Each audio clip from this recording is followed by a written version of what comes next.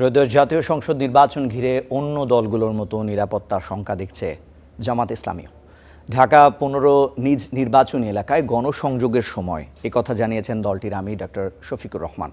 এ সময় তিনি বলেছেন, রাজনীতির মাঠে যারাই সীমানা লঙ্ঘন করবে জনগণ তাদের ক্ষমা করবে না।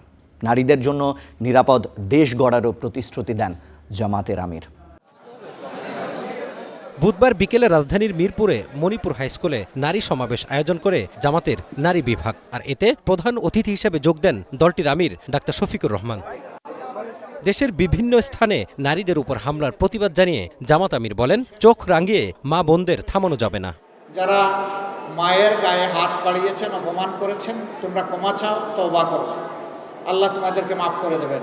কিন্তু পরিষ্কার বলে দিচ্ছি, আমাদের জীবনের চাইতে আমাদের মায়েদের ইজ্জতের মূল্য আমাদের কাছে অনেক বেশি। আর যদি কেউ হাত বাড়ানোর চেষ্টা করে, ইনশাআল্লাহ আমরা গালে হাত দিয়ে বসে থাকবো না। ক্ষমতায় গেলে নারীর উন্নয়নে নানা প্রতিশ্রুতি দেন ডাক্তার শফিকুর রহমান। পুরুষদের মতো নারীরাও কর্মক্ষেত্রে সমান অবদান রাখবেন।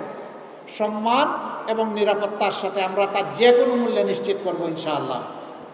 চলাচলের জন্য বড় শহরগুলোতে আলাদা বাস সার্ভিস থাকবে, পিক আওয়ারে তাদের জন্য আলাদা গাড়ি থাকবে।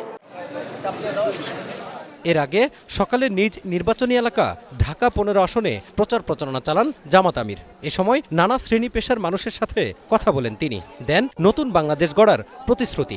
আমাদের মধ্যে হারমোনিয়াস রিলেশন থাকুক এবং সেই রিলেশনটা মেনটেন করে সুন্দর নির্বাচনের মাধ্যমে দেশটাকে আমরা একটা শৃঙ্খলার দিকে নিয়ে যাই।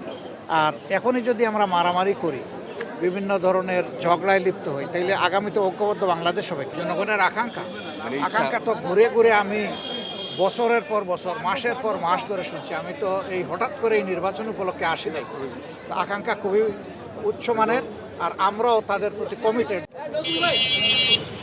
ভোটের পরিবেশ শান্তিপূর্ণ রাখতে সবাইকে সংযত থাকার আহ্বানও জানান doctor Shafiqur Rahman. Mazharul Islam, star news, Dhaka.